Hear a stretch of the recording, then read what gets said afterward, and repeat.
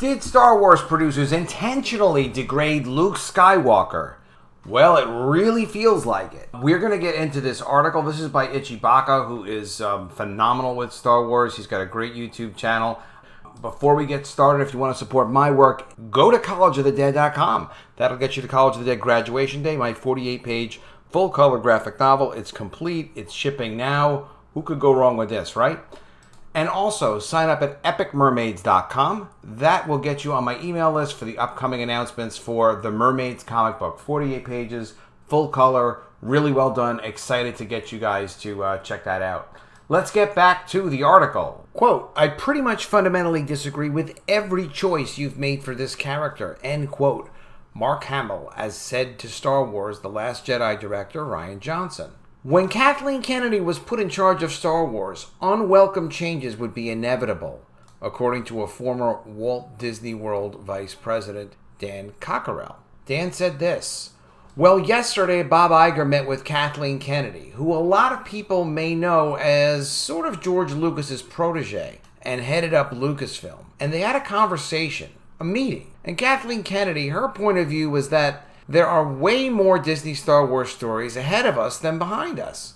So we should really think about, do we want to build a Tatooine and build what all of the 50-somethings remember Star Wars as, or do we want to build something else which is going to appeal to all the upcoming generations who are really going to know the new stories?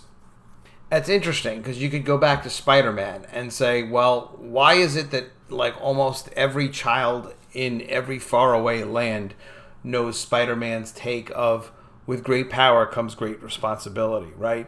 So they know how Spider-Man got his powers. They know his origin story. That doesn't prevent them from creating Venom or creating any new characters or building out the Spider-Verse, as they call it, but still having the core original high-quality, time-tested, cool concepts.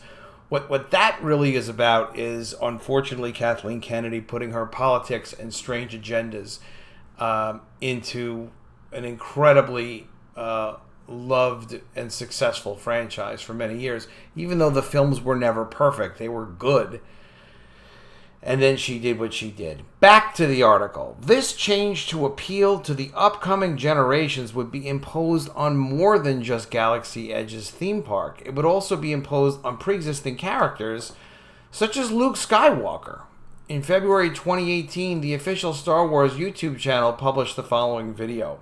So there'll be a link to this video in the article. Of course, we'll link in the article. And this great article is by Bacca.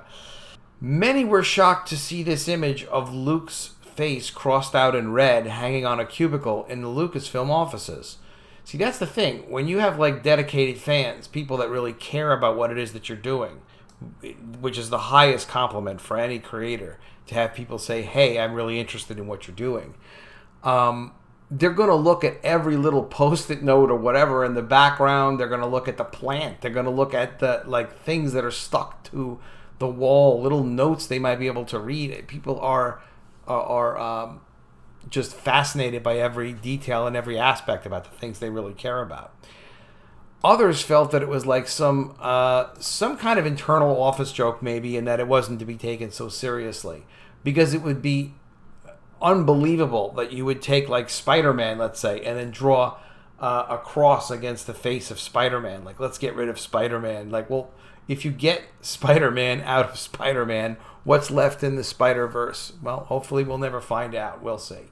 The owner of the cubicle, Justin Bolger, tweeted out that it was just a decorating style, imperial courture, and that any concern over it amounted to nothing more than a conspiracy theory. Co-host of that Star Wars show, Anthony Carboni, joined in the laughter, mocking those who expressed concerns. Evil, creepy people. Then in August 2019, the Disney insider WDW Pro, who many now feel is the real deal, posted the following on his WDW Magic forums. That's a great website to keep track of, WDW Magic. I'll put the link in the description. This guy does have a lot of good insider information on Disney. He's very interested in Disney. He has a lot of good contacts at Disney, and he shares the information he can while still protecting his sources. So he's good people. Quote, certain lead individuals at Lucasfilm have a palpable disdain for Luke, end quote. Okay, article goes on. Now, why would that be? Well, we all know how Lucasfilm associates feel about white males, and Luke certainly is a white male.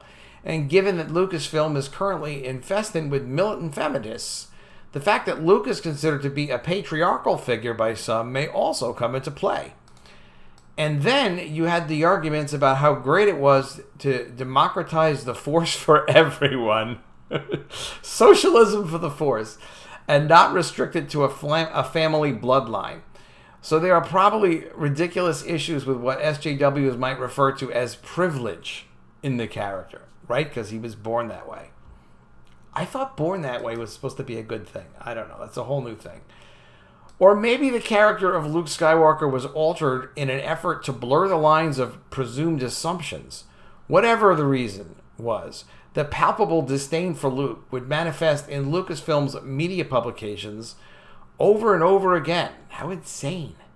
Most are familiar with the awful Disney trilogy movies, which have now come and gone. Luke Skywalker was barely in the movies, a fact that the cast mocked right in front of Mark Hamill. But they had to use the character to some extent to rope in the old fan base into buying movie tickets. But the old fan base really didn't buy toys, and they were not pleased with these movies. George Lucas's treatments for the sequel trilogy depicted a Luke Skywalker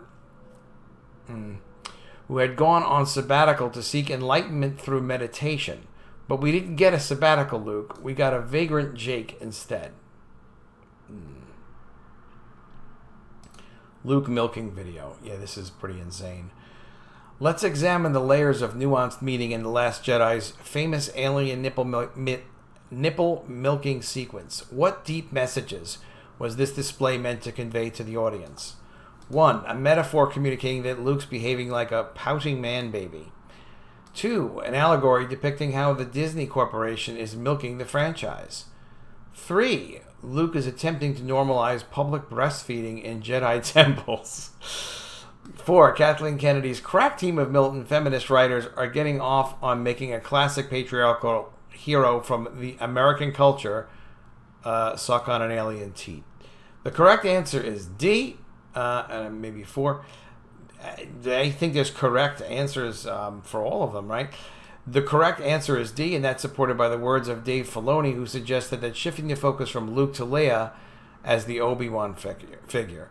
A shift from patriarchal to matriarchal, according to the Art of the Rise of Skywalker, Filoni said in a meeting, there's a potential idea there about the matriarchy coming back and subverting what has always been dominantly patriarchal in male heroes, Zeus, Hercules, and everything else.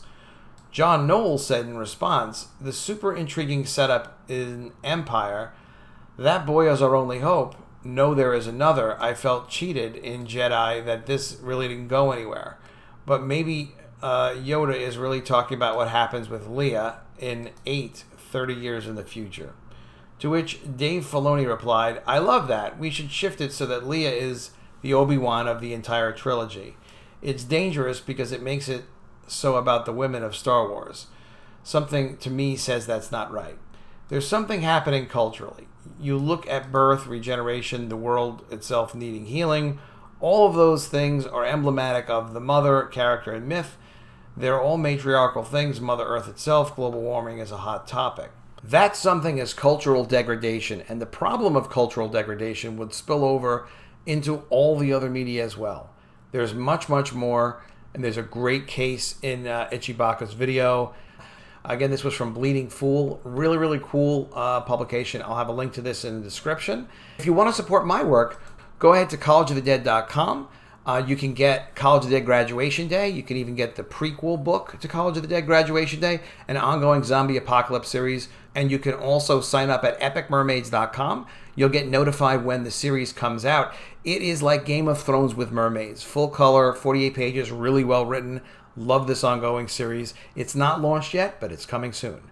Speaking of which, I will see you again soon with another video. And if I don't see you, I will miss you.